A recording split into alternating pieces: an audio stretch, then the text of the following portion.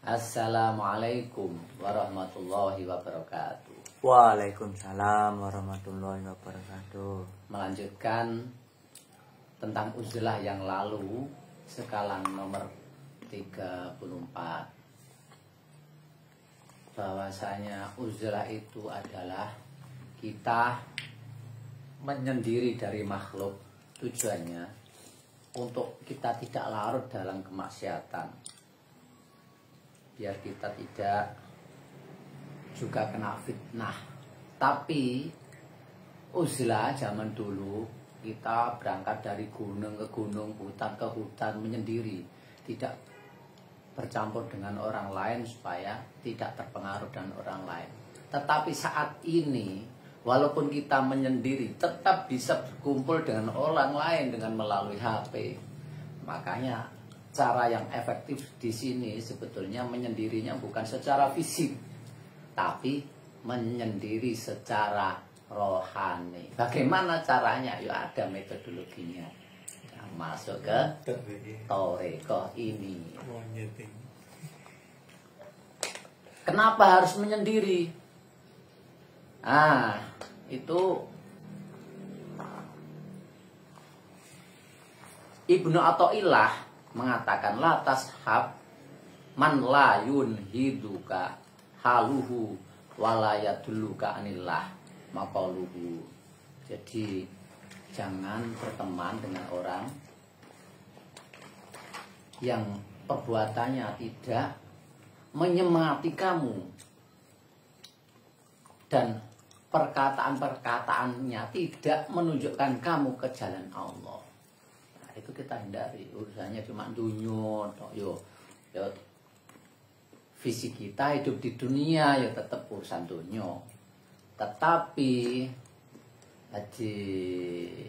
walaupun ucapan kita tentang dunia, yang kita lihat tentang dunia, tapi kita tetap selalu berusaha fokus kembali ke rohani kita, selalu fokus ke situ. Maka kalau metodologi kita uzlah secara rohani, tentu kita akan selalu muhasabah. Jadi selalu fafirru ilallah, kembali kepada Allah. Sudah urusan dunia selesai, kembali kepada fokus kepada rohani kita.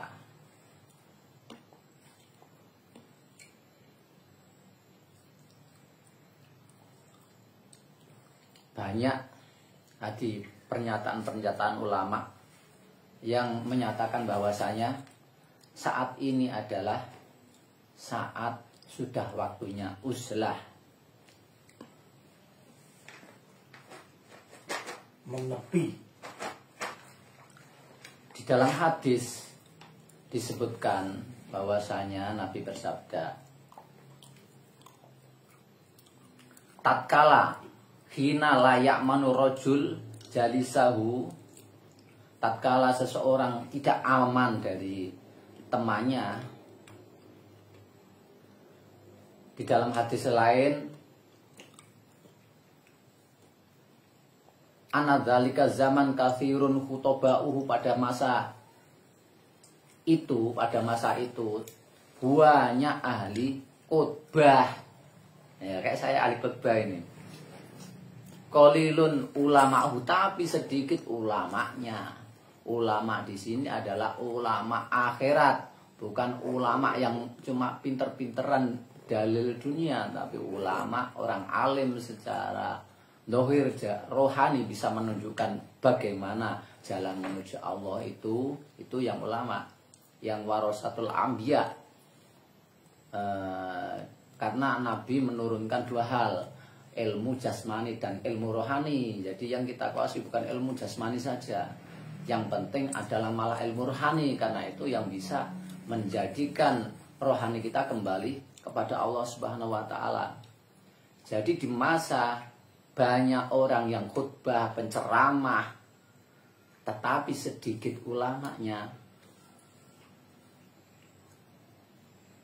Wa katsirun su'alu wa qalilun mu'tu, banyak peminta-minta tetapi sedikit yang memberi. banyak peminta jabatan, mendekati orang-orang. Tujuannya apa?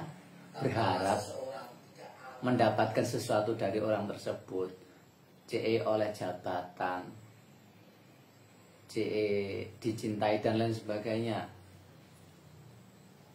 Allah hawa fihi qaidun, hawa nafsu menjadi tuntunan. Jadi tuntunan itu hawa nafsu, bukan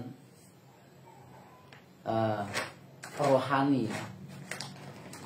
Kenapa yang menjadi tuntunan rohani? Ya dalam hadis lain disebutkan istafti kolbak. Coba cari hadis itu.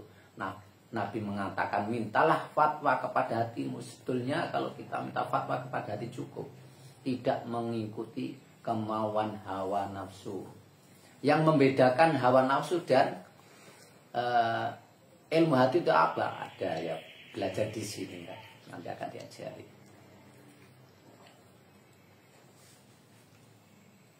Al hawa fi qaidul ilmi, hawa nafsu di situ menjadi penuntun ilmu. Jadi pengetahuan dia sampaikan tujuannya untuk mendapatkan harta, mendapatkan dudukan, nanti ceramah, khutbah dan lain sebagainya. Orientasi ini ke situ, menyebarkan ilmu, orientasi ini ke situ. Oleh itu sudah waktunya kita uzlah. Tapi uzlah kalau seperti dahulu menyendiri ke gunung-gunung tidak bermanfaat bagi orang banyak.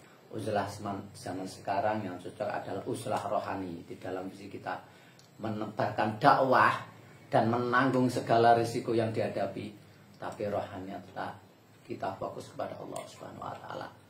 Sementara sekian saja.